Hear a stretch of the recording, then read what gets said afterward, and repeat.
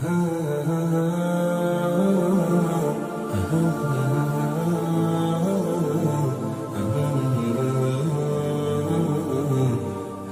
itu banyak.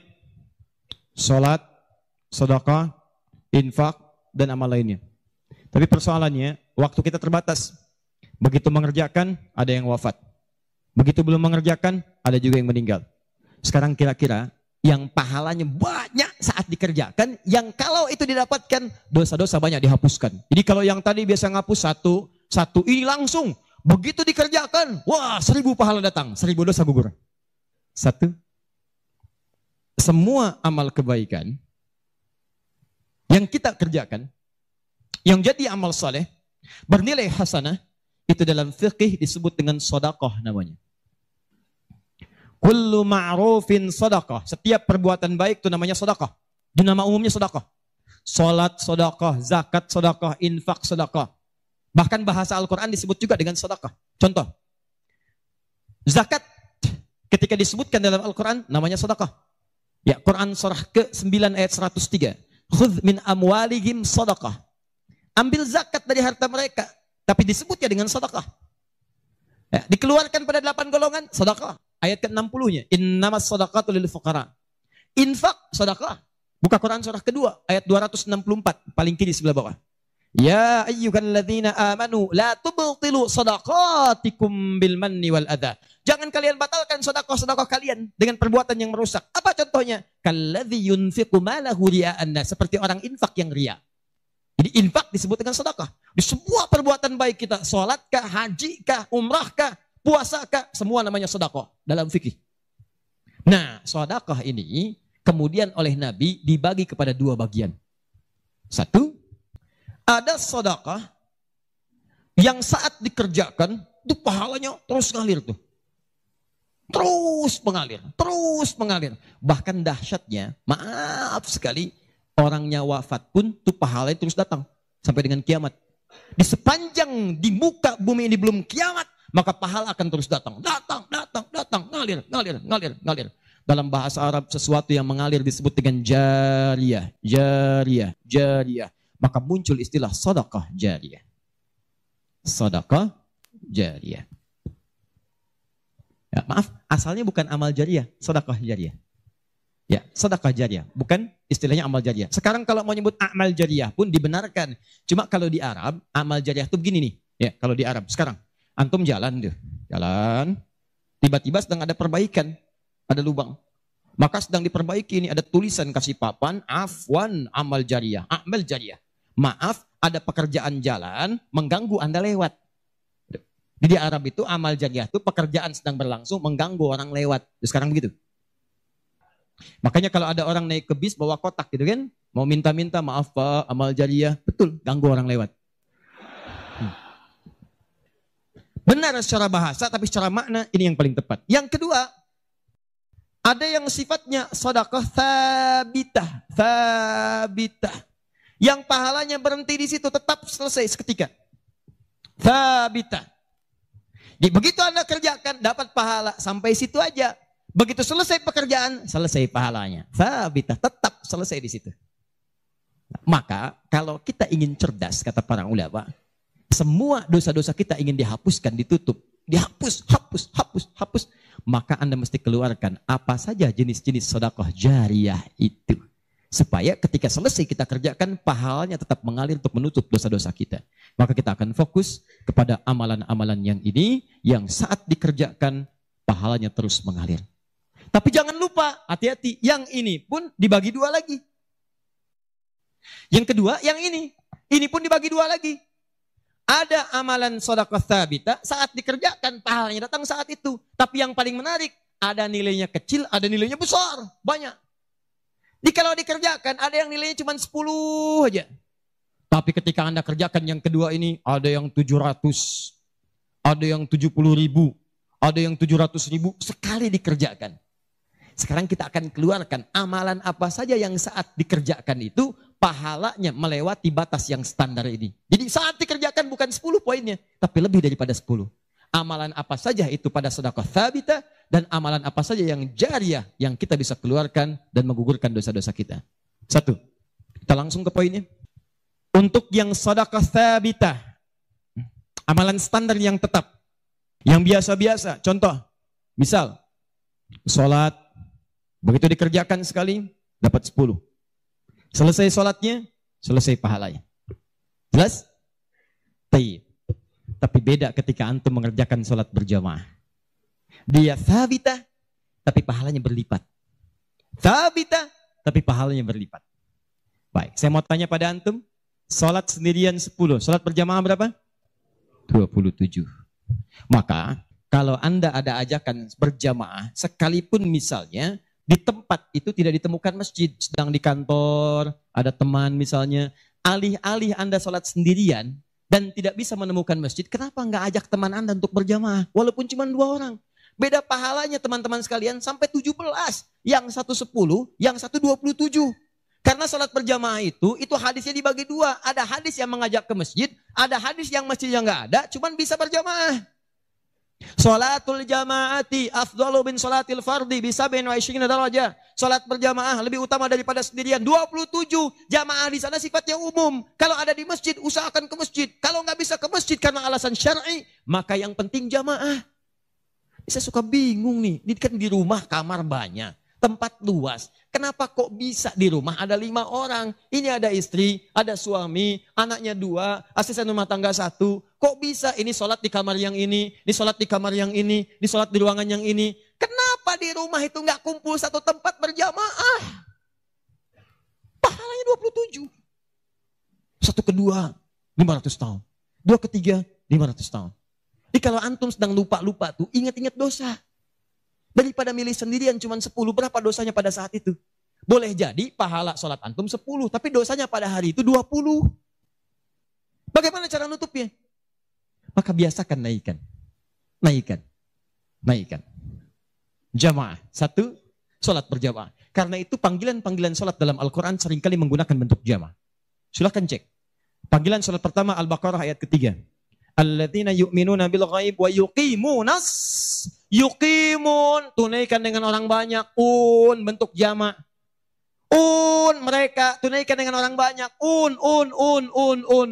Kerjakan dengan banyak orang. Makanya kalau bisa berjamaah, kenapa mesti sendirian? Jelas sampai sini? Kalau antum ke masjid, itu lebih banyak lagi. Tadi sudah saya jelaskan, datangnya dapat 25, masuk masjidnya, i'tikafnya, macam-macamnya. Makanya kalau sudah ada panggilan jamaah untuk ke masjid dan antum bisa mengerjakannya, demi Allah saya katakan, jangan tinggalkan. Jangan tinggalkan. 1. 2, saya sebutkan yang banyak saja supaya agak cepat. 2, membaca dan menghafalkan Al-Quran. Membaca dan menghafalkan Al-Quran. Amalan kelihatannya sederhana, tapi pahalanya begitu berlimpah. Insya Allah. Tadi kalau sholat sendirian, berapa pahalanya? 10 sholat. Baca Quran, bukan sekali baca, 1 hurufnya 10. 1 huruf. Dalilnya At-Tirmidzi nomor hadis 2910. Perhatikan kalimatnya. Man qara'a harfan min kitabillahi falahu 10 hasanat. Siapa yang bisa membaca 1 huruf saja dari kitabullah, dia mendapatkan padanannya 10 kebaikan. Nanti saya tuliskan rumusnya nih. Lihat baik-baik, ini enggak sembarangan dia, ini enggak sembarangan. Siapa yang baca 1 huruf saja dari Al-Quran, dia akan mendapatkan 10 kebaikan setiap hurufnya. Walam aqul alif lam mim harfun. Saya tidak katakan tulisan alif lam mim itu 1 huruf, bukan. Alif lam mim dibaca 1 huruf, bukan. Walakin alifun harfun, lamun harfun, mimun harfun. Tapi setiap alifnya 10, lam 10, mim 10. Walikuli harfin 10 hasanat. Dan setiap antum bacakan 1 hurufnya 10 kebaikan, 10 pahala. Jadi kalau saya bacakan alif lam mim, dapat berapa? Belum tentu. Belum tentu. Lihat sini, saya tunjukkan cara bacanya. Sebagian kita mengira itu kecil, tapi menurut Allah itu luar biasa. Perhatikan baik-baik. Lihat sini. 1, 2, 3. Baca. Alif lam mim. Baca lagi, Pak. Bagus. Ada lagi yang bisa dengan tajwidnya yang lebih bagus? Siapa lagi? Bagus sekali. Cuman sayang ini bukan alif lam mim, ini alam. Alam nasyrah laka sadrak. Saya mau katakan, kalau Quran ini seperti tuduhan orientalis dan orang-orang menuduh Quran buatan Nabi Muhammad, padahal dulu tidak ada harakatnya, maka semua kalimat ini yang tertulis begitu akan dibaca sama. Tapi Masya Allah, yang satu alif lam mim, yang satu dibaca alam. Alam nashrah laka sadrak. Alam tara kaifa fa'ala rabbuka bi ashabil fil. Tapi tiga-tiganya memiliki kesamaan dalam bentuk tulisan. Perhatikan baik-baik. 1, 2, 3. Kata Nabi, lihat. Jangan katakan alif lam mim satu huruf, tapi alifnya satu, lamnya satu, mimnya satu. Walikulli harfin asru hasanat. Setiap hurufnya 10 kebaikan. Jadi kalau saya bacakan alif lam mim, ada berapa huruf? Kalau hitungan kita biasa, maka kita akan lihat 1, 2, 3. Tapi kalau antum belajar ilmu arud itu diantaranya ilmu salah satu ya, untuk bisa menuliskan apa yang diucapkan, bukan apa yang tertuliskan lewat simbol. Dan itulah teman-teman sekalian menjadi ukuran banyaknya pahala yang kita dapatkan. Tahan. Di ilmu bahasa Arab ada 4 cabang ilmu. 1 nahwu, 2 saraf, 3 balaghah, 4 arud. Ini yang utama. Arud dibagi ke 16 cabang lagi, namanya bahar. Ada bahar tawil, ada rajaz, ada madid, ya, dan seterusnya. Tawilun lahu dunal buhuri fadailu, fa'ilun mafa'ilun, fa'ilun mafa'ilun. Rajas, mustafilun, mustafilun, mustafilun, mustafilun, mustafilun, mustafilun. Alfiyah itu Ibnu Malik, rumusnya rajas. Kalamuna lafdhun mufidun kastaqim, wasmun mafi'lun thumma harfunil kalim, wahiduhu kalimatun wal qawlu am, wa kalimatun biha kalamun qad yu'am, bil jardi wat tanwini wan nida wa al, mustadin lismi tamyizun hasal, bita fa'alti atat wa ya if'alli, wa nunik balanna fi'lun yanjalli. Itu rumusnya rajas. Tapi jangan antum heran, banyak orang mendalami kaidah ini untuk membuat puisi Arab. Lupa kalau ilmu ini bisa digunakan untuk membaca hadis-hadis Nabi. Dalam ilmu arud, jangan antum menghitung apa yang tertulis, tapi hitung bagaimana itu dibaca lewat bunyi yang terdengar. Perhatikan baik-baik. Ini tadi huruf apa? Alif. Maka cara menulisnya begini. Alif. Kata Nabi, alif. Nih. Berapa huruf? Setiap hurufnya 10. Jadi dari sini saja ada 1, 2, 3. Dapat berapa? Belum tentu. Karena ini hamzah. Oh. Ha, mim, zal, ta. 1, 2, 3, 4. Jadi dari sini aja ada berapa? Belum tentu kan ini ha tuh. Ha, un 3. Anda yang suka menghitung, maka akan mendapatkan pahala sesuai hitungan. Anda yang berniat ikhlas karena Allah, maka Anda akan mendapatkan lebih daripada apa yang Anda hitung.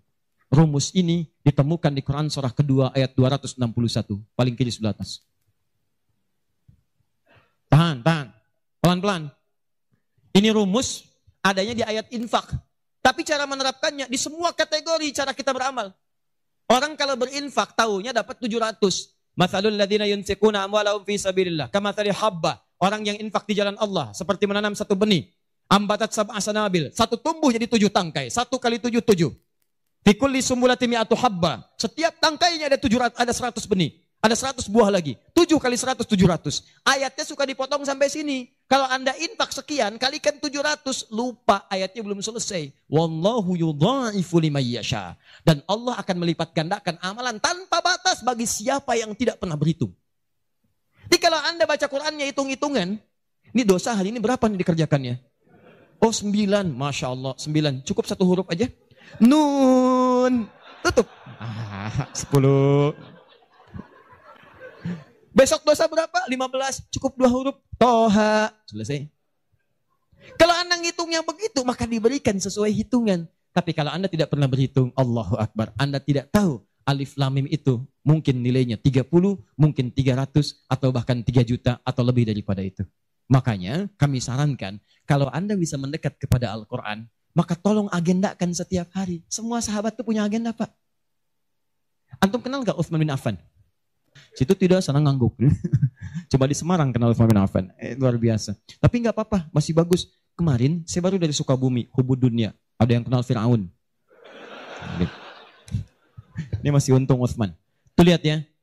Utsman itu bukan cuman cerdas dalam urusan bisnis dunia, tapi tijarah akhirat itu luar biasa. Utsman paham, saya di dunia boleh kaya, tapi di akhirat bagaimana status saya? Maka beliau siangnya mengumpulkan harta dunia untuk ibadah, malamnya mengumpulkan pundi-pundi akhirat. Demi Allah saya katakan, Uthman itu di antara sahabat yang disebutkan oleh Imam An-Nawawi bersama Abdurrahman bin Auf, bersama Tamim Ad-Dari, yang diikuti kemudian oleh Imam Asy-Syafi'i generasi setelahnya, jauh setelahnya, itu punya amalan kalau malam terbiasa menghatamkan Al-Quran dalam tahajudnya. Khatam Quran. Kaya sahabat Nabi menikahi 2 putri Nabi, satu meninggal dan menikah lagi, disebut Dzun Nurain.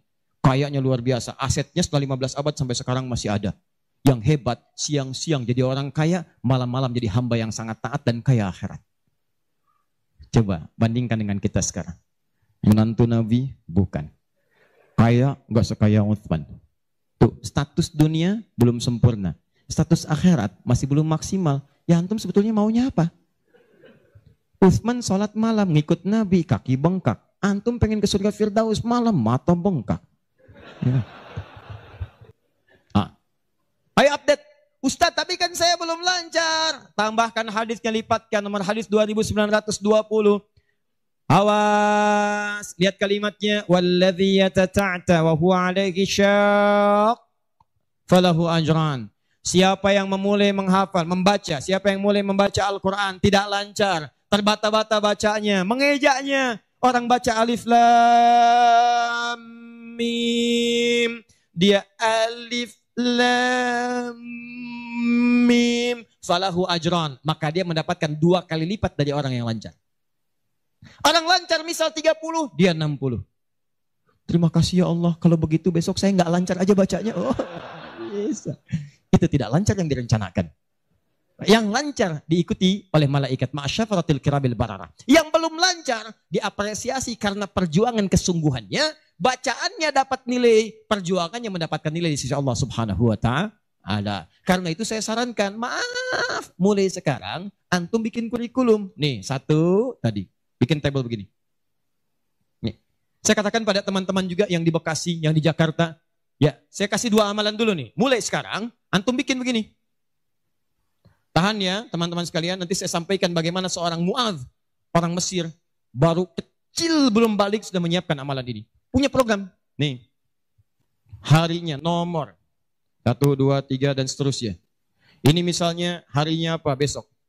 Amalannya apa. Mulai dengan sholat di sini. Jamaah. Ini tadi bacaan Al-Quran. Kalau bisa, saya sarankan setiap hari mulai menghafal. Walaupun cuma 1 ayat. Usahakan menghafal. Demi Allah saya katakan, pahala menghafal Quran lebih banyak daripada baca. Paling minimal 4 kali lipat. Karena itu ayat menghafal disebutkan 4 kali dibandingkan ayat baca. Silahkan cek Quran surah ke-54. Ayat 17, ayat 22, ayat 32, ayat 40. Saya ulangi. Ayat 17, ayat 22. Ayat 32, ayat 40. Ada? 17, 22, baik. Kemudian 32 dan 40. Kenapa ketawa? Benar kan? 4 ayat 17, ayat 22, kemudian ayat 32 dan 40. 17, 22, 32, 40. Berapa kali disebutkan? Walaqad yassarnal Qur'ana lidzikri. Sungguh telah kami mudahkan Al-Quran untuk dihafalkan, diingat. 4 kali disebutkan. Ya, maka ada yang menyebutkan menghafal Quran itu keutamaannya 4 kali dibandingkan dengan sekedar membaca. Baca. Orang baca itu biasanya cuma sekali. Dzalikal kitabu la raiba fihi hudal lil muttaqin. Sekali. Tapi orang menghafal jangan harap sekali. Dia akan terus mengulang. Dzalikal kitabu la raiba fihi la raiba fihi. Dzalikal kitabu la raiba fihi dzalikal kitabu la raiba fihi hudan lil muttaqin dzalikal kitabu la raiba fihi hudan lil muttaqin dzalikal kitabu la raiba fihi hudan lil muttaqin. Pertanyaan saya, berapa banyak pahala didapatkan? Berapa huruf dia bacakan? Makanya kalau antum ingin melipat gandakan pahala dengan banyak, dalam 1 hari antum punya agenda. Boleh antum baca misal, target sehari saya baca misal 1 halaman dan hafalkan 1 ayat. Kalau antum sudah punya kebiasaan begitu, demi Allah saya katakan, Allah akan merubah keadaan hidup Anda jadi lebih nyaman. Tidak cukup dengan amin. Baca, hafal. Wah, Masya Allah. Syukur-syukur begitu sedang sholat berjamaah, minta sujud, terus meninggal, itu kan? Wah, itu paling enak. Mau begitu? Di subuh ya. Ya. Itu pun kalau tiba ajalnya. Ya. Bacaan Quran lebih lebat lagi. Ya, jadi kalau antum bisa seperti itu, nanti bonusnya banyak. Di alam kubur, jasadnya akan utuh. Dan di akhirat diberikan mahkota. Dan yang ketiga diberikan peluang untuk memberikan syafaat dengan izin Allah dengan Qurannya kepada anggota keluarganya. Ahli Quran itu, kalau dia hafal kemudian Qurannya, benar menghafal Qurannya, maka saat di akhirat akan langsung dimuliakan oleh Allah. Dipakaikan jubah kehormatan dan membimbing, menggandeng bapak ibunya yang saleh, yang beriman, beserta pasangannya dan keturunannya untuk dibawa masuk ke surga. Itu ada di Quran surah ke-35 ayat ke-33, ditafsirkan dengan Quran surah ke-13 ayat 23 sampai 24 dengan awal kalimat yang sama. Jannatu 'adnin yadkhulunaha. Ada para penghafal Quran masuk surga Aden di Quran surah 35 ayat ke-33. Jadi masuknya dari surga Aden. Menuju tingkat surga yang paling tinggi. Tertingginya apa? Banyak. Nanti ada dengan para nabi, ada orang yang sesurga dengan para nabi di Quran surah keempat ayat ke-69. Ya. Wa may yuti'illaha wa rasul fa ulaika ma'al ladzina an'ama Allahu 'alaihim minan nabiyyin. Ada orang-orang yang masuk surga, orang taat kepada Allah dan Rasul. Taat sekali. Saat di surganya semua dengan nabi, sesurga bersama semua nabi. Jadi ada beberapa nabi, ada semua nabi. Kalau beberapa nabi namanya anbiya. Makanya di surah Al-Anbiya, surah ke-21 dikisahkan beberapa nabi. Tapi kalau semua nabi itu nabiyin namanya. Dari Nabi Muhammad SAW sampai Nabi Adam, ada semua. InsyaAllah. Muhammad SAW bin Abdullah, bin Abdul Muttalib, bin Hashim, bin Abdul Manaf, bin Qusay, bin Murrah, bin Kilab, bin Ka'ab, bin Ghalib, bin Fihir, bin Malik, bin Nadar, bin Kinana, bin Khuzaimah, bin Mudrika, bin Ilyas, bin Nizar, bin Mudar, bin Ma'ad, bin Adnan, bin Adi, bin Adri, bin Muqawwam, bin Nahur, bin Tari, bin Ya'rub, bin Yasub, bin Nabit, bin Ismail AS, bin Ibrahim AS, bin Azar, bin Nahur, bin Abir, bin Kinan, bin Al-Fahsyad, bin Sam, bin Nuh AS, bin Mikhlain, Matusyara, bin Kinan, bin Anbas, bin Tith, bin Adam AS. Kumpul semua. Jauh Nabi Ibrahim ke kanannya dari Sayyidah Sarah, muncul kemudian Ishak, dari Ishak Yakub, dari Yakub turun Yusuf, dari Yusuf terus sampai dengan ke Musa, ke Daud, ke Sulaiman dan seterusnya, muncul sampai ke Nabi Isa. Nabi Isa bapaknya Imran menikah dengan Hannah, samping kirinya kemudian ada Zakaria. Terus itu semua nabi antum bisa lihat. Masya Allah. Akhi, antum di mana? Surga A. Dengan siapa? Depan saya, Masya Allah, ganteng-ganteng Nabi Yusuf. Dulu teman kita lihat sinetron ganteng-ganteng serigala. Ini Nabi. Oh, kita lihat Nabi Yusuf. Oh. Belakang saya Nabi Ibrahim. Samping kiri saya Nabi yang punya tongkat jadi ular. Nabi Musa alaihissalam. Kanan saya Nabi yang sangat saya rindukan. Nabi Muhammad SAW. Penghafal Quran. Dia akan masuk, diberikan mahkota. Tafsirnya di At-Tirmidzi nomor hadis 2915. Begitu dia kemudian akan naik, maka Qurannya berkata, Allahumma halli, ya Allah, tolong hiasi dulu tubuhnya. Bedakan dengan bukan ahli Quran. Bedakan. Yuhallawna fiha min asawir. Demikian ayat Qurannya. Maka kemudian dia dihiasi dulu. Ada gelang-gelang emas, ada macam-macam. Semua tubuhnya indah. Maka Allah firmankan. Apa kata Allah? Begitu dikatakan, Allahumma halli. Maka kata Allah, pakaikan mahkota kehormatan. Begitu dipakaikan, ya Allah, berikan pula pada fasilitatornya, kedua orang tuanya, sepanjang mereka beriman, maka dipakaikan di atasnya mahkota yang lebih terang daripada sinar masuk mentari yang ke rumah. Ya Allahumma ya Allah, Allahumma halli, ya Allah tambahkan kepada penghafal, bedakan dengan fasilitator.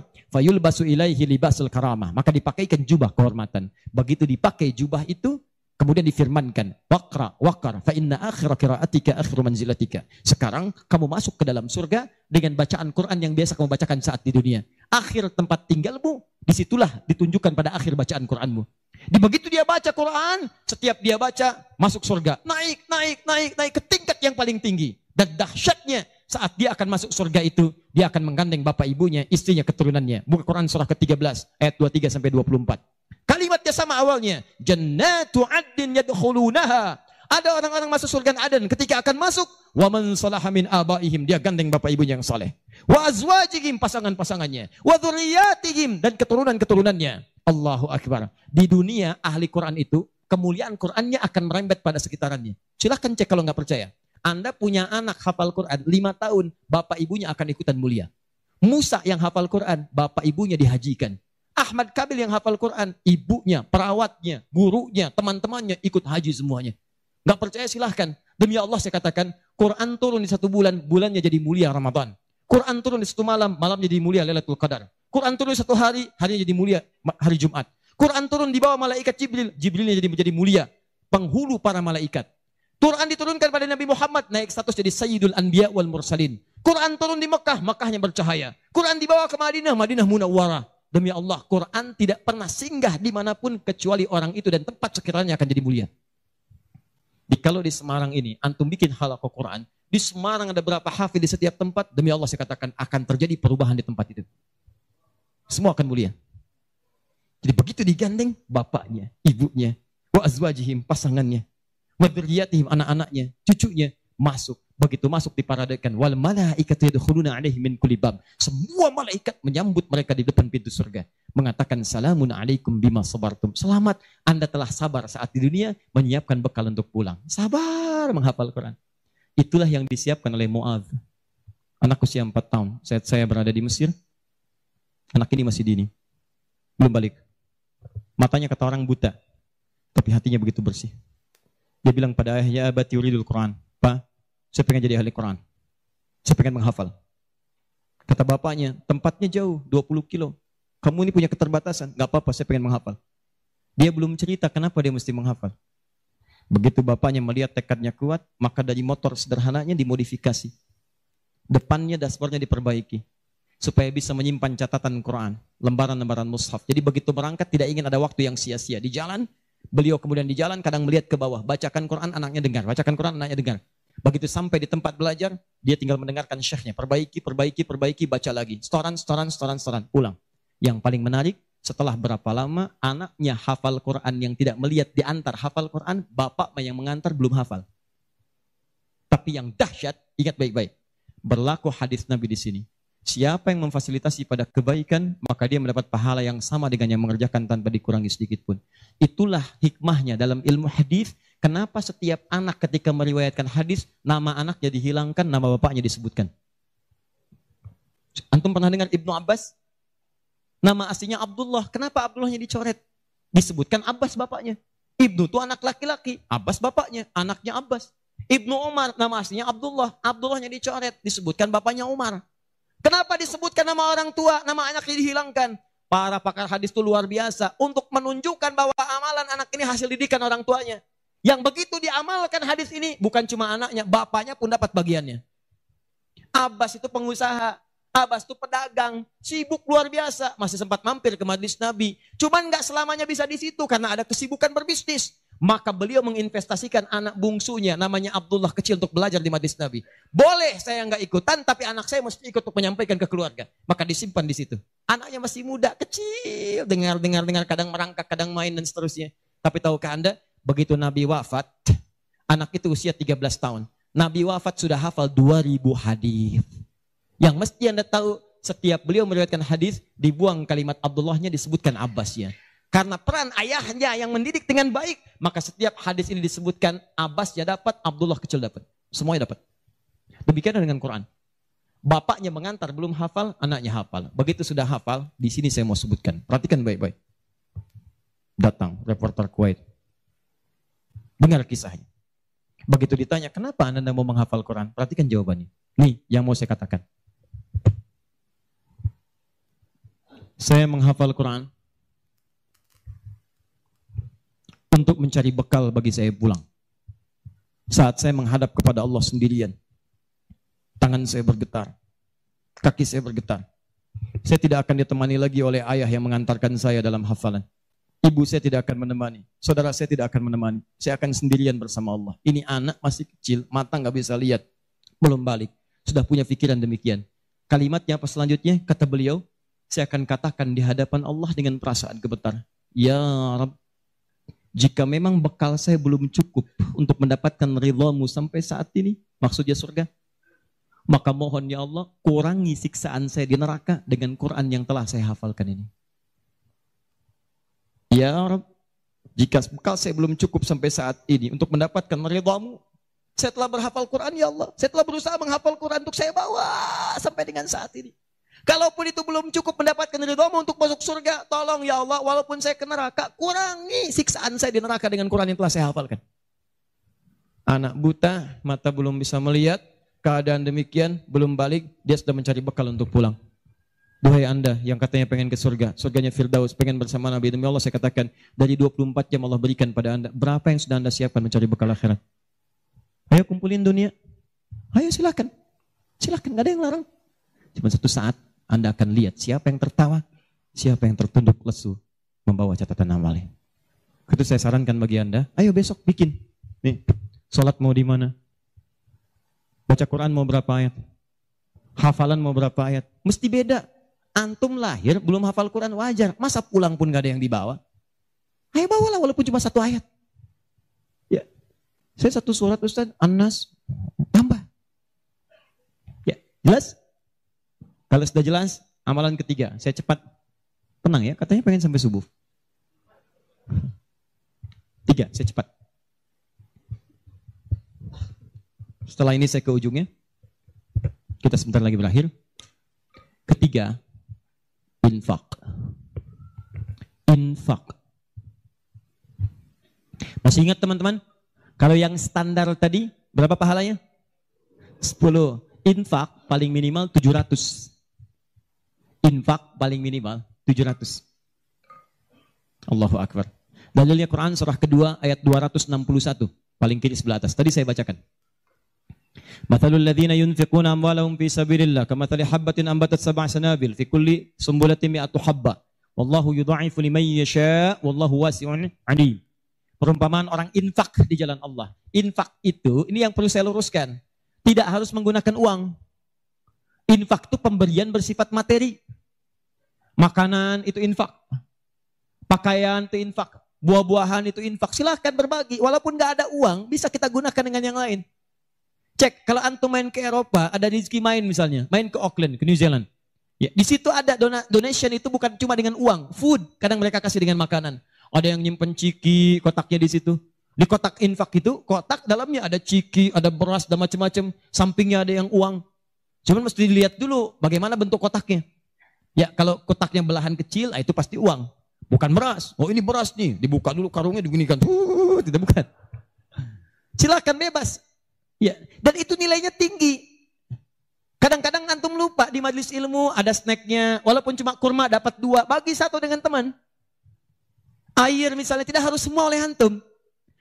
Begitu antum bagi langsung dituliskan 700 kali lipat paling minimal. Demi Allah saya katakan paling minimal 700 kali lipat. Makanya zaman Nabi itu ada satu keluarga yang berlomba tuh mendekatkan diri pada infak walaupun dirinya kekurangan. Agak aneh tuh cara berpikirnya. Ya, jadi kalau dibandingkan manusia sekarang nggak dapat.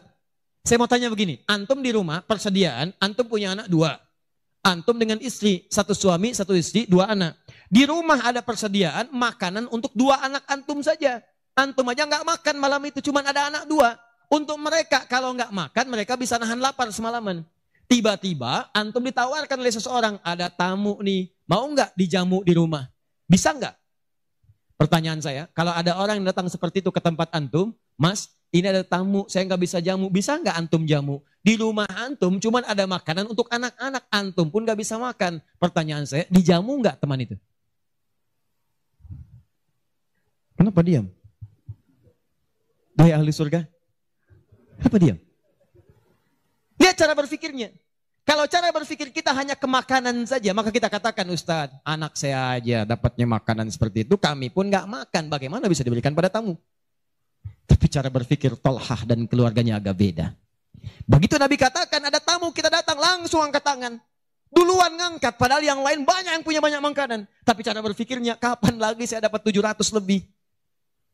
Kapan lagi saya dapat diangkat langsung tangannya? Ya Rasulullah saya. Sebelum yang lain ngangkat, angkat tangannya. Maka diantar kemudian ke rumahnya. Sampai di rumah, istrinya dikatakan, duhai sayang, ada titipan Rasulullah. Bahasanya bukan ada tamu, ada titipan Rasulullah. Allahu Akbar. Ada titipan Rasulullah. Maka istrinya langsung membaca, saya paham. Saya bertugas menidurkan anak-anak dulu, tidurkan. Yang suaminya menyiapkan makanan.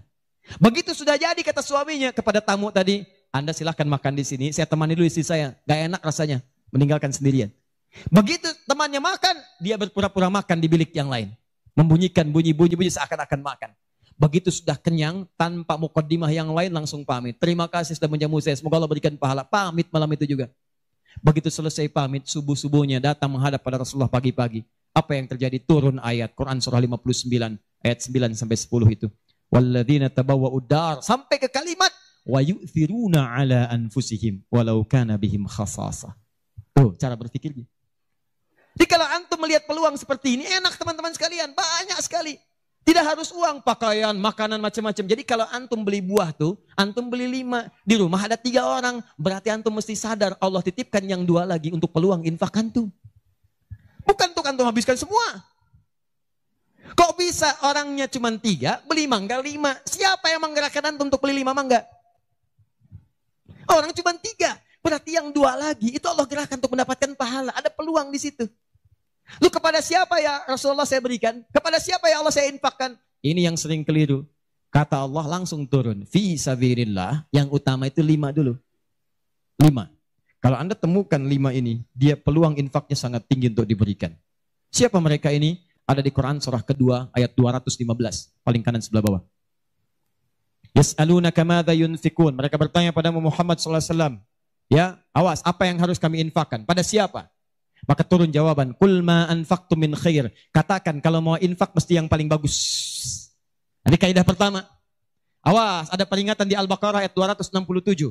Wala tayammamul khabitha minhu tunfiqun walastum biakhidhihi illa an tughmidu fi. Jangan kamu infakkan pada orang lain yang kamu tidak suka, melihatnya aja kamu enggak suka, dikasih orang. Antum punya uang 50.000 2, 1, wah masih keras, bagus luar biasa, masuk dompet enak dilihat. Yang kedua, wah sudah lecek, dekil of the kumel. Wah, dilihat gak enak, baunya gak nyaman. Tiba-tiba ada orang lewat, Pak, sedekah Pak. Pertanyaan saya, maaf, mana yang antum berikan? Yang lecek atau yang bagus? Tuh. Ingat, kalau urusan zakat mal, berikan yang bagus. Zakat mal, pilih. Paham?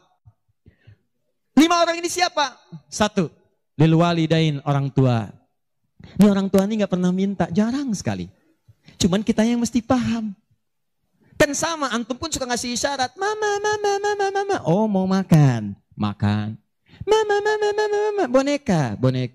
Antum setelah dewasa mesti paham. Kadang-kadang orang tua tuh gak minta. Gak pengen nyusahin anaknya. Padahal orang tua udah susah. Melahirkan susah, mengandung juga susah, merawat susah, menyusui susah. Sudah dewasa pun antum masih susahin juga. Kapan antum berbaktinya? Kadang-kadang cuma nanya, nelpon apa kabar. Padahal di rumahnya itu Masya Allah lagi kurang beras. Beras kurang, rezeki belum dibayar.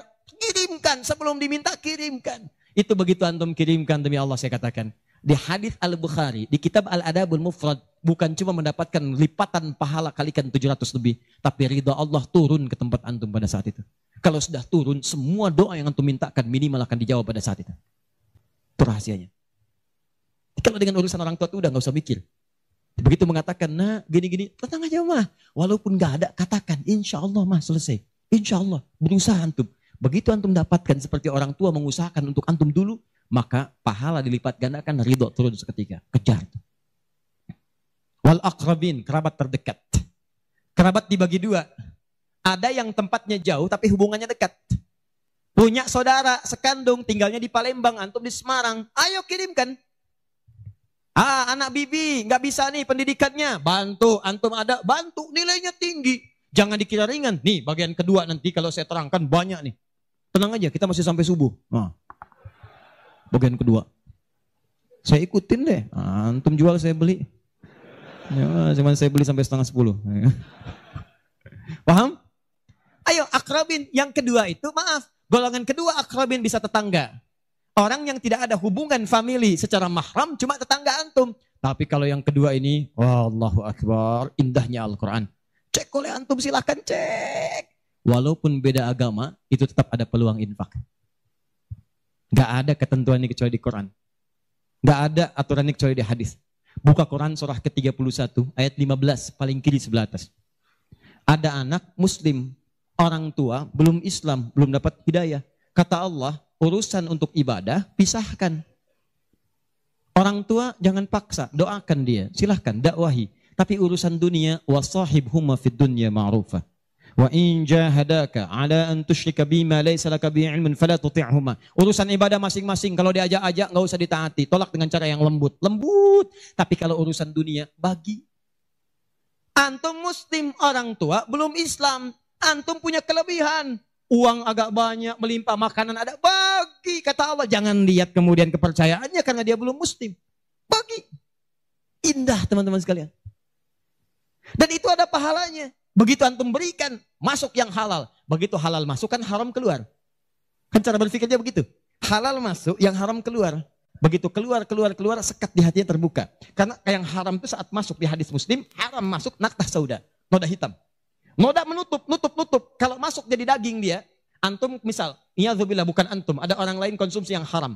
Yang haram masuk ke dalam mulutnya, masuk ke tubuhnya, beredar dengan darah. Jadi daging, masuk ke telinga, Quran surah 6 ayat ke-25. Wa fi adhanihim naqra, waqra, di telinganya ada sumbatan. Maka yang haram cepat kedengaran, yang halal susah. Masjid dekat. Suaranya dekat, Allahu Akbar, susah.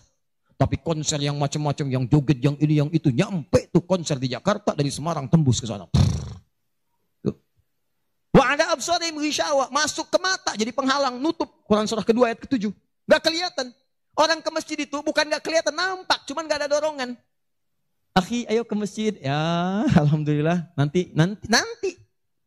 Padahal yang besar lewat, kecil lewat. Yang paling aneh tuh begini. Kok bisa antum lewat depan masjid, padahal bisa lewat jalan lain? Kenapa Allah antarkan sampai lewat depan masjid?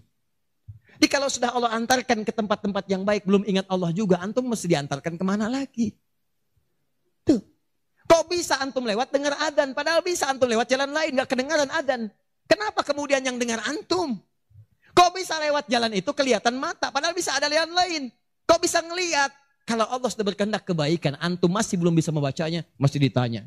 Itu pasti ada maksiat masuk. Caranya keluarkan. Kalau yang haram masuk, masukkan yang halal. Maka yang haram akan dihancurkan. Hancur.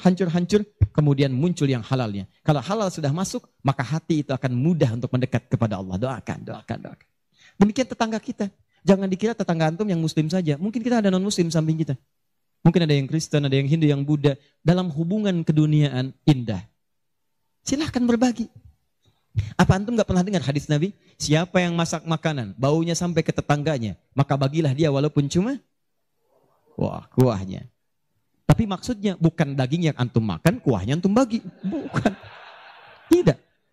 Maksud hadis itu walaupun cuma masak kuah, bagi juga supaya dia tidak negatif thinking, tidak salah paham.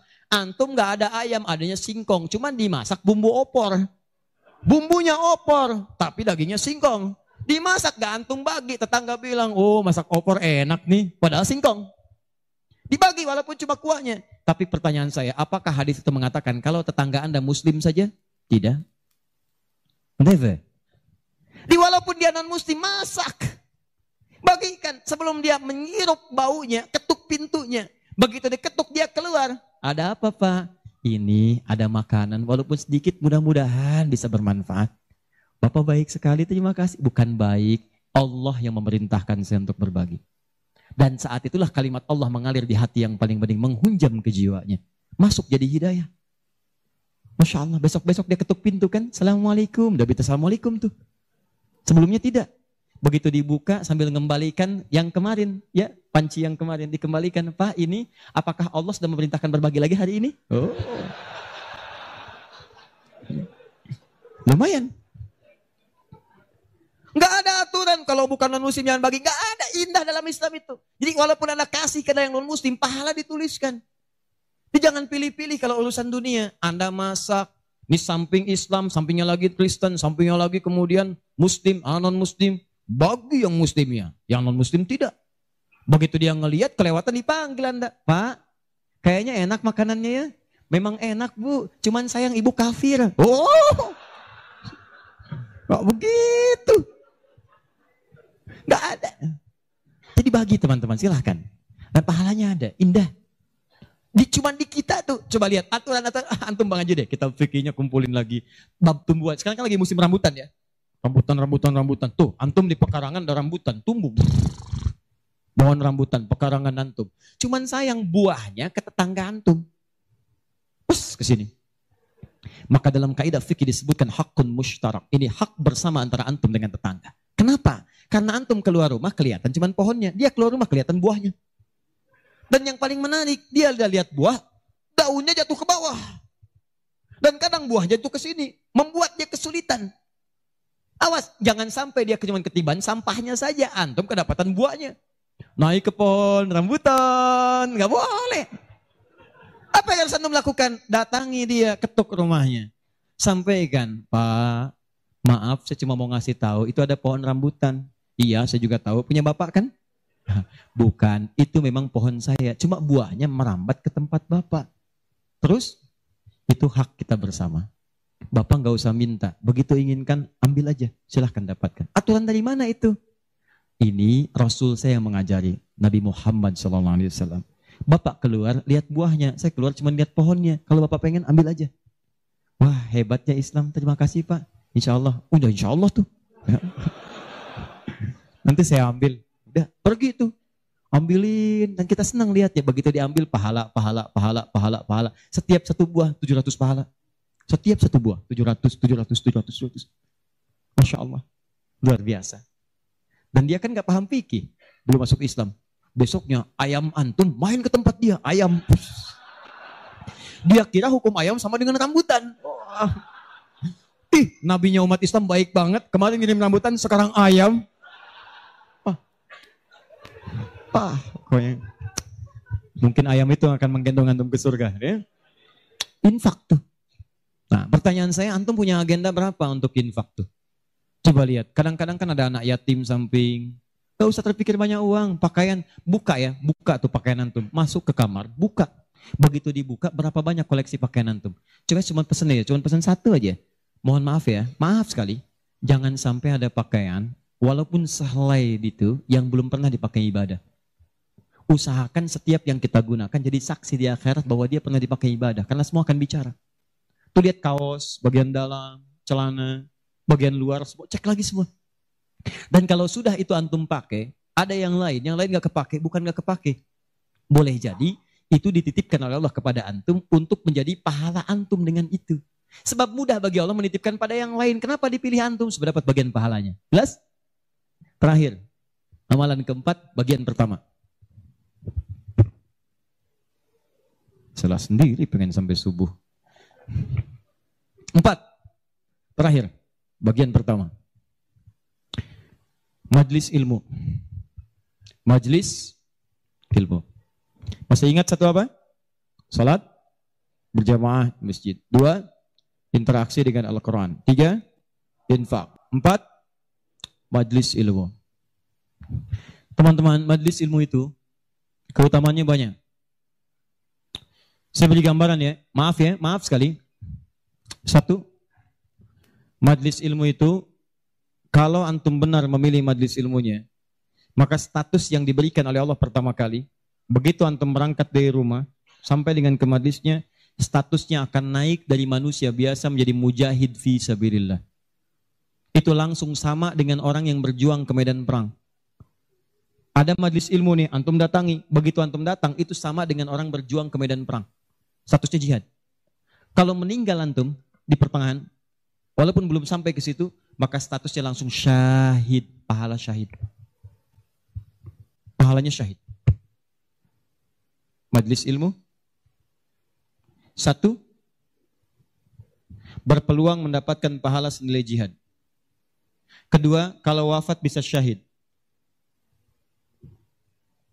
Dalilnya Quran surah ke-9 ayat 122. Paling kiri sebelah bawah di mushaf.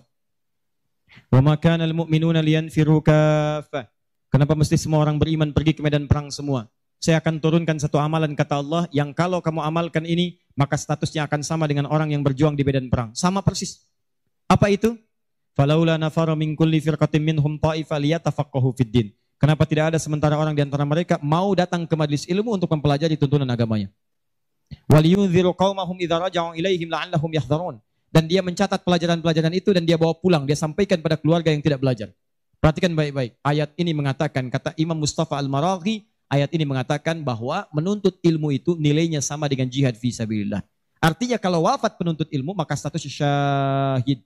Kalau syahid maka dosa berpeluang digugurkan, amalan naik. Itu seketika pahala bisa datang dan surga. Pernah dengar seorang yang pernah membunuh 100 orang? Begitu dia mau tobat, di mana dia diarahkan? Kata ulama pada saat itu, pergi kamu ke majlis sana. Ke majlis ilmu. Disuruh ke majlis ilmu. Begitu dia berangkat di pertengahan jalannya, berangkat, meninggal di tengah jalan, meninggal.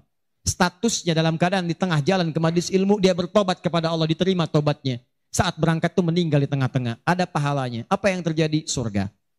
Surga, diampuni dosa, naik ke surga. Di sini turun kemuliaan yang ketiga, disebutkan di hadis Nabi, riwayat Ibnu Majah, nomor hadis 233. Ibnu Majah, nomor hadis 233. Rawinya sahabat Abu Darda. Man salaka tariqan yaltamisu fihi ilma, sahalallahu lahu tariqan ilal jannah. Siapa yang menyiapkan dirinya melangkah menuju majlis ilmu, maka setiap langkahnya akan langsung dituliskan oleh Allah yang meringankan nanti langkahnya ke surga. Di setiap langkah itu dihitung. Pahalanya bukan pahala biasa, ringan ke surga. Itu pahala syahid tadi. Ya, Qurannya ada di Quran surah keempat ayat 100, paling kiri sebelah bawah. An-Nisa ayat 100, Quran surah 4 ayat 100. Di ujung ayat, wa may yakhruj min baitihi muhajiran ila Allahi war rasuli thumma yudrikul maut faqad waqa'a ajruhu 'ala Allah. Siapa yang berniat merubah dirinya, ingin lebih dekat dengan Allah dan Rasulnya, kemudian dia merubah diri. Bagaimana cara merubahnya? Ulama sepakat. Pertama, datang ke majelis ilmu. Supaya punya ilmu untuk merubah diri. Jangan langsung kerjakan amalan, tapi belum tahu ilmu. Ilmu qabla al-amal. Antum beramal tanpa ilmu, celaka amalannya. Saya ingin berubah. Kemarin saya nggak pernah sholat, saya pengen jadi hamba yang taat. Ya Allah, saya tobat. Besok saya akan sholat subuh 3 rakaat. Bisa. 2 ya 2. Paham ya? Jadi ini gambarannya. Kemudian pahala yang ketiga. Cepat. Setiap dia sudah sampai ke majelis ilmu, disebutkan oleh sahabat Ibnu Abbas radhiyallahu taala anhuma, dinukil oleh Syekh Muhammad Hashim bin Asy'ari di kitabnya Adabul Alim wal Muta'allim, bab yang pertama, paragraf yang kedua, paling kanan di pertengahan. Orang yang sudah masuk ke majelis ilmu, maka pahalanya langsung dituliskan 700 kali lipat. Tanpa henti, naik terus diangkat. Dan itu berlangsung sampai diamalkan.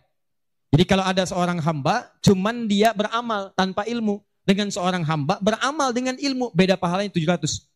Misal, antum masuk ke majelis ilmu nih, dapat 700. Diajarkan tentang sholat, bab sholat, diajarkan. Kalau Anda mengangkat tangan setelah menghadap kiblat, hadisnya, misal disebutkan di hadis riwayat Abu Dawud, nomor hadis 857. Di Al-Bukhari disebutkan, Anda saya angkat tanganmu, misal sejajar dengan bahu. Ucapkan Allahu Akbar. Saat diucapkan, rasakan. Buang urusan semua dunia ke belakang. Buang, jangan bawa dunia. Hanya Allah yang paling akbar. Begitu antum tahu dalilnya seperti itu, caranya bagaimana, itu langsung dituliskan. Baru takbir sudah mendapatkan 700 kali lipat. Tapi kalau antum cuma sholat saja, abid, sholat, gak paham bacaan, gak paham gerakan, dituliskan cuma 10. 700 kali lipat. Ma baina darajataini khamsumi'ati sanatin. Di antara satu kedua 500, dua ketiga 500, tiga keempat 500 tahun. Majelis ilmu. 4. Di hadis yang tadi, di Ibnu Majah nomor hadis 233 dari sahabat Abu Darda, orang yang menuntut ilmu itu teman-teman sekalian langsung, ya, wa innal malaikata la tadau ajnihataha ridwan bi talibil ilmi. Mendapatkan ridha malaikat. Mendapatkan ridha malaikat. Jadi antum jangan dikira biasa nih. Dari sejak berangkat sampai ke sini, itu malaikat menaungi antum, membentangkan sayapnya. Cuma memang dibuat oleh Allah gaib, gak kelihatan. Sebab kalau kelihatan, gak akan jadi datang ke sini antum. Baru keluar rumah, malaikat udah begini. Siapa? Malaikat maut. Paham ya? Baik. Nah, dari semuanya ini, puncaknya teman-teman sekalian, puncaknya derajat antum akan diangkat oleh Allah. Diangkat. 2. 1 karena ilmunya, kedua karena imannya. Dalilnya Quran surah ke-58 ayat 11. Yarfa'illahu alladhina amanu minkum walladhina utul ilma darajat. Jadi saran saya dengar ini ada 46 majlis ta'lim berkumpul di sini. Ini anugerah. Tidak mudah mendapatkan itu. Tidak mudah. Di saran saya, setiap ada majelis ilmu, ayo datangi. Bagi waktu, masa dalam sepekan gak ada untuk akhirat. Dunia aja kejar dunia. Kenapa gak nyari akhirat? Gak banyak kok. Sabtu, kalau gak Sabtu, Ahad, susun. Nih taklim siapa? Ustadz Fulan, Syekh Fulan, Habib Fulan. Cari di mana tempatnya. Tapi ukurannya 3 kata Al-Quran. Cuma 3 ini. Kalau gak ada yang 3, maka 5 kemuliaan ini tidak akan didapatkan. Apa yang 3 itu? 1, sifatnya majlis ilmu itu majlis yang memahamkan antum dalam urusan agama. Bukan menjauhkan Anda dalam urusan agama. Dalilnya Quran surah ke-9 tadi ayat 122. Liyatafaqahu fiddin, membuat mereka paham tentang agama. Jadi kalau ada majlis yang hanya membuat tertawa, tidak ada isinya, bahkan menjauhkan antum dari Allah, ngolok-ngolok ayat Al-Quran, ngolok-ngolok hadis dan sebagainya, maka yang seperti itu bukan majlis yang dimaksudkan lewat ayat tadi. Jelas? Ya. 2. Syaratnya kata Allah, kalau antum ingin masuk majlis, statusnya di syahid, maka antum mesti berniat dengan benar saat masuk ke majlis ilmu untuk memahami itu dengan mencatatnya dan memahaminya. Di begitu antum paham, catat, bawa catatan itu untuk kembali sampaikan kepada orang-orang yang tidak belajar. Itu sekarang lebih mudah, share di media sosial. Antum sekarang dapat satu hadis, share. Begitu di-share ada daripada share yang tidak jelas. Bikin status. Semarang mendung aja bikin status. Hari ini Semarang mendung, emang kenapa? Apa dengan status antum akan berubah jadi cerah? Tidak ada. Sudah. Bikin yang bagus. Hadis kirimkan. Hadis Nabi SAW. Keutamaan bagi seorang pekerja. Keluarkan. Begitu antum share ke teman-teman antum pengusaha, mereka semangat semua. Semangat. Antum jangan lupa begitu diinjakan kaki bekerja karena Allah, setiap tapak itu pahala.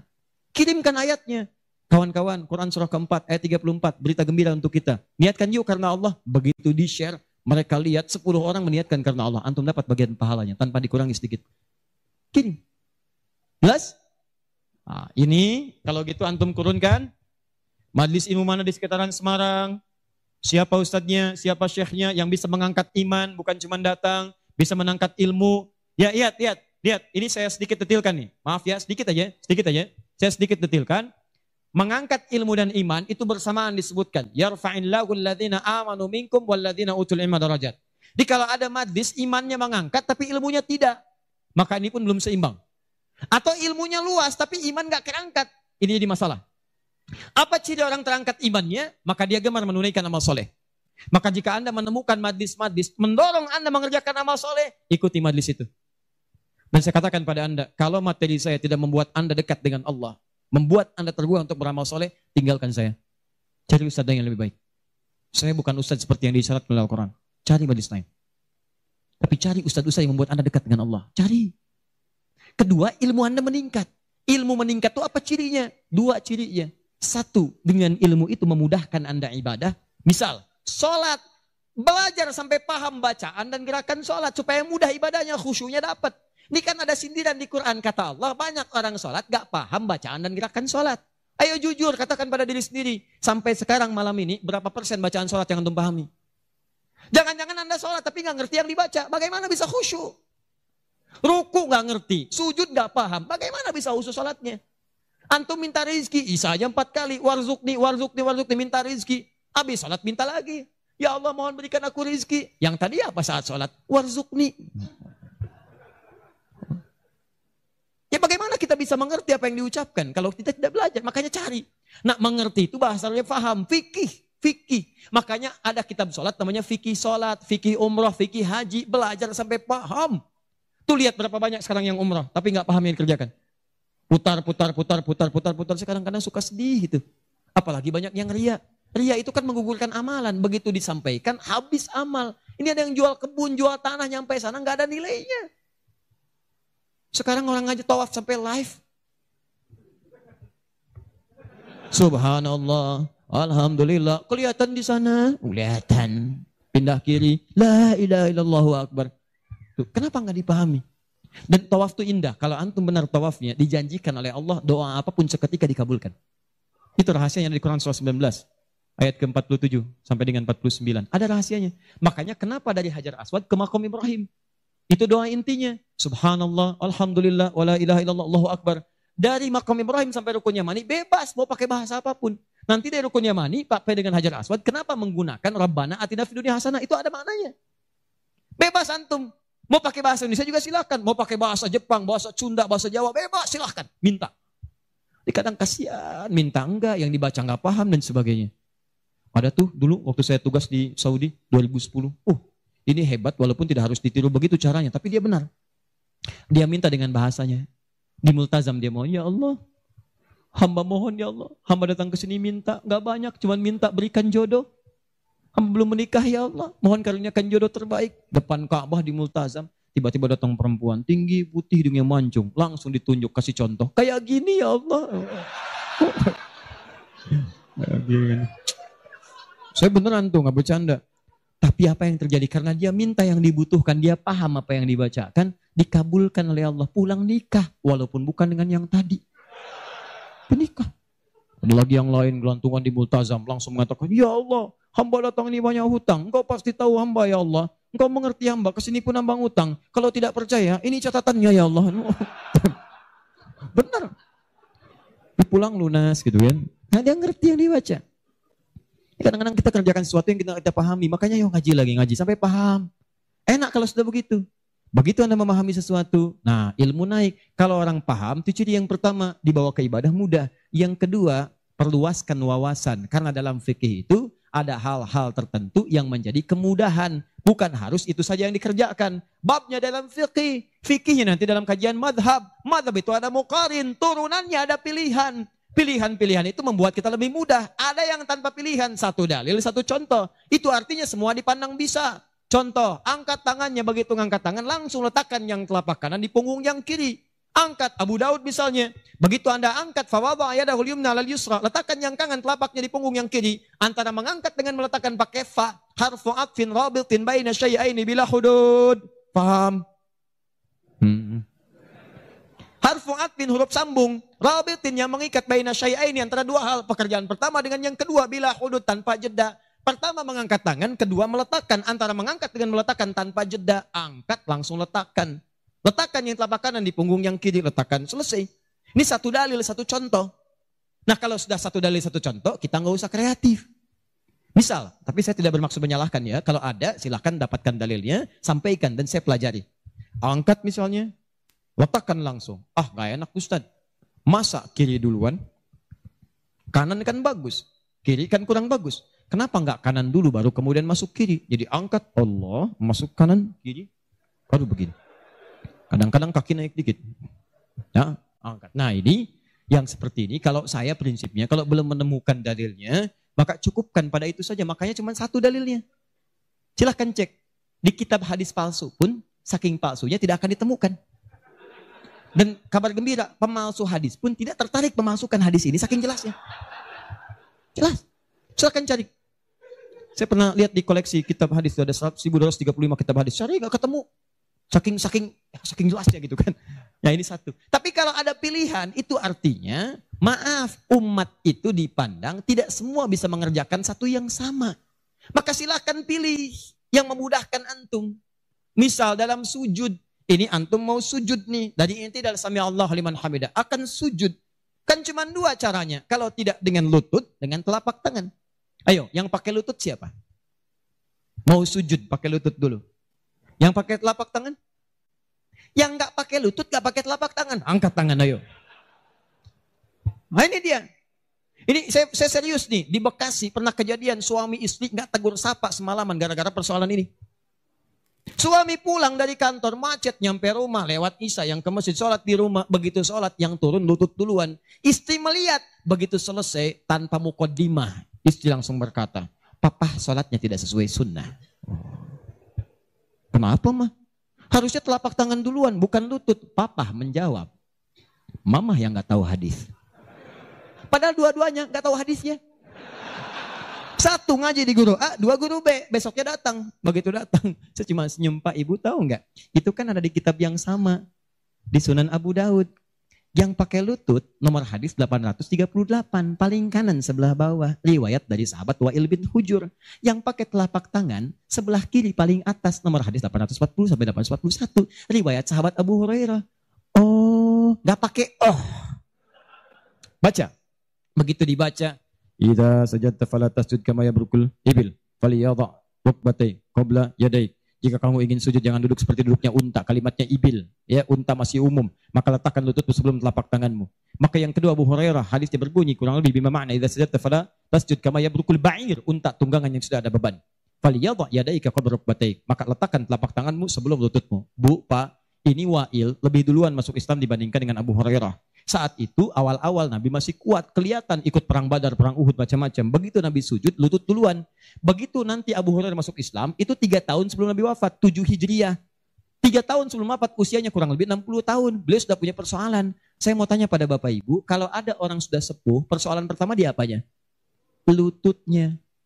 Makanya diriwayatkan kadang beliau Kemudian menggunakan tongkat, kadang bersandar kepada tiang-tiang. Karena lutut mulai bermasalah, maka yang dahulukan telapak tangannya. Sebetulnya ini kemudahan Pak, Bu. Maksudnya bukan masalah tua atau muda. Antum pun jangan salah simpulkan. Jadi kalau ada teman antum masih muda misalnya, tiba-tiba turun telapak tangan duluan. Tua. Bukan. Bukan begitu cara memahaminya. Ya, bukan. Maksudnya apa? Ini kemudahan. Karena yang punya masalah di lutut bukan cuma orang tua. Antum atlet, ada masalah. Antum jalan, lutut keseleo. Gak bisa. Gunakan telapak tangan.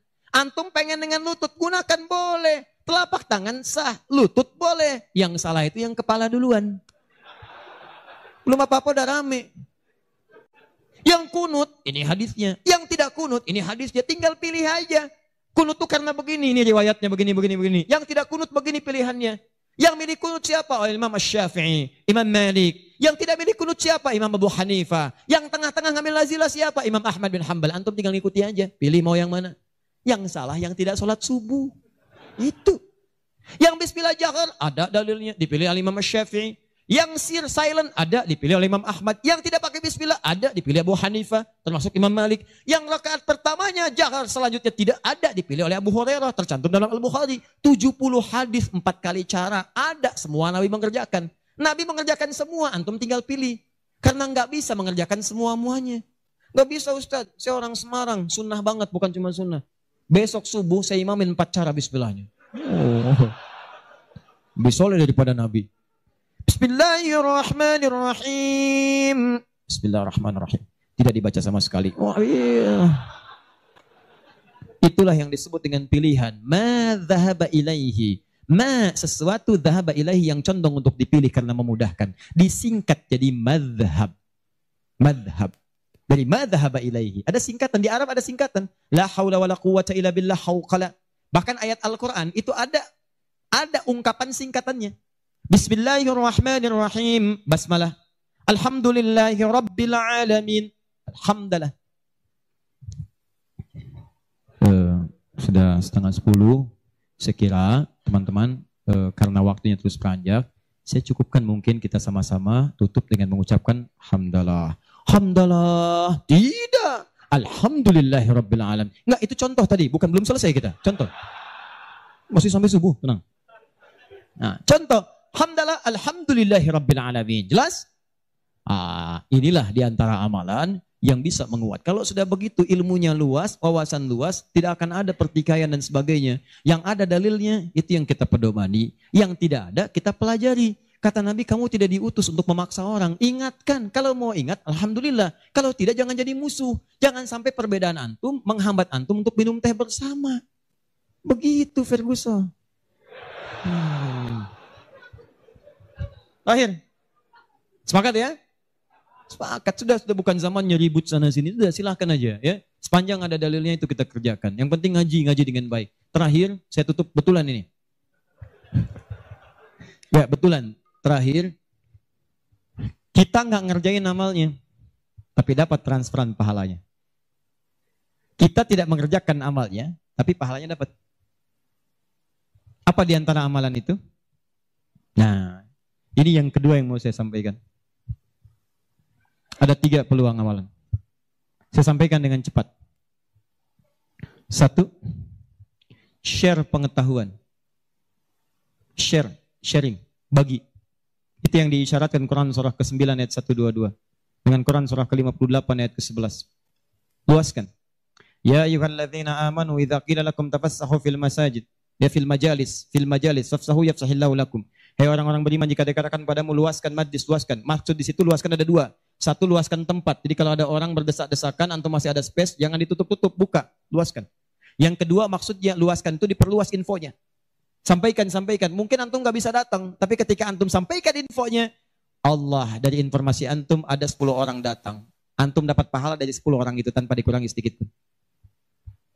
Bagaimana Ustadz kalau kita nge-share aja tapi nggak usah datang, semua nge-share gitu kan, dikosongnya. Tidak, itu prinsip pertama. Luaskan kebaikan. 2,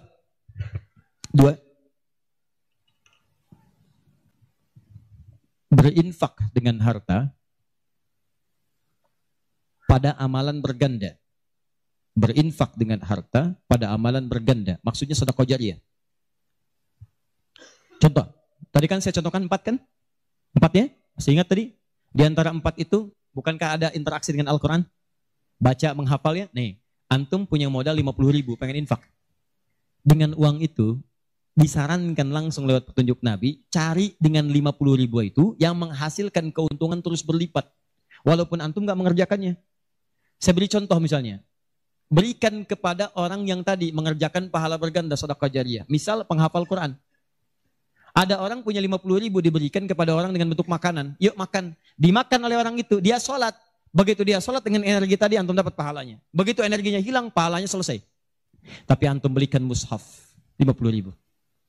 Datang ke percetakan Habib Hasan. Saya cari mushaf Habib. Dengan harga 50.000. Antum dapat 2. Masya Allah. Begitu dapat 2. Antum datang ke tempat hafalan Quran. Masya Allah. Atau datang ke tempatnya Ibu Nyamin. Ya. Dari keturunannya Syekh Dahlan. Ya, Allah yarham. Yang penemu qiraat itu. Begitu datang ke situ, berikan kepada anak-anak penghafal Quran. Atau ke tempat-tempat penghafal Quran. Datang ke Yanbu, ke Kudus, berikan. Modal cuma 50.000, mushaf 2 diberikan kepada penghafal Quran. Tadi sudah saya katakan dari awal, hafal Quran itu penghafal nggak akan pernah menghafalkan dengan satu bacaan, dia akan mengulang-ulang.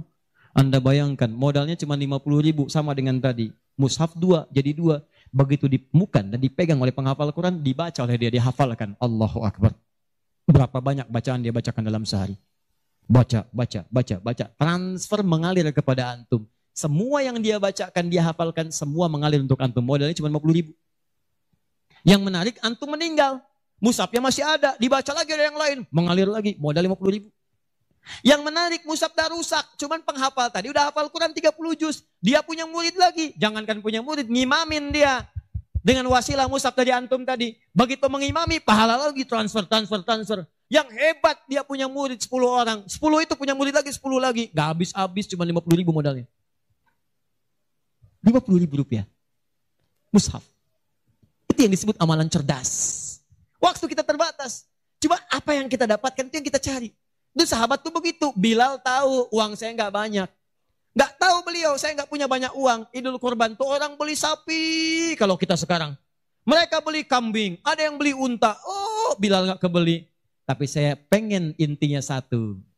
Pengen menyampaikan sedekah karena Allah. Yang lain membeli kambing, beliau beli ayam.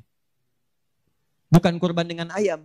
Tapi intinya bagaimana berusaha menabung untuk mendapatkan sesuatu bersedekah karena Allah di hari itu. Dan nilainya itu luar biasa, dipuji oleh Nabi SAW. Termasuk Ibnu Abbas dibiasakan demikian, dipuji oleh Nabi. Makanya mulai teman-teman sekalian. Dan penghafal Quran gak akan pilih-pilih. Mushaf siapa tuh? Ini wakafnya Pak Haji Yunus, udah banyak pahalanya, 1 huruf aja. Oh gitu ya? Iya. Qaf, Daal. Gak ada, baca. Paham ya? Nah, itu teman-teman sekalian. Dan yang terakhir, ini yang lebih hebat lagi. Ini pahalanya langsung surga. Surga. Masya Allah. Sepanjang antum beriman, beramal saleh dan meninggalkan maksiat. Apa diantaranya? Memfasilitasi orang lain. Yang sekiranya menghasilkan dengan ibadah itu pahala surga. Haji, umrah. Kalau wafat dia dalam penunaian itu dengan benar. Maka al-hajjul mabrur. Laisa lahul jaza illal jannah. Haji mabrur. Tidak ada pahala yang setimpal kecuali surga. Antum sudah luas, semua sudah haji dan sebagainya. Tiba-tiba lihat orang, ibadahnya bagus, belum ada kesampaian, tiba-tiba antum fasilitasi. Dia haji mabrur dapat surga, antum dapat bagiannya, tanpa dikurangi sedikit pun. Dan berita baiknya, haji pun disandingkan di Quran dengan umrah. Dalilnya Quran surah kedua ayat 196.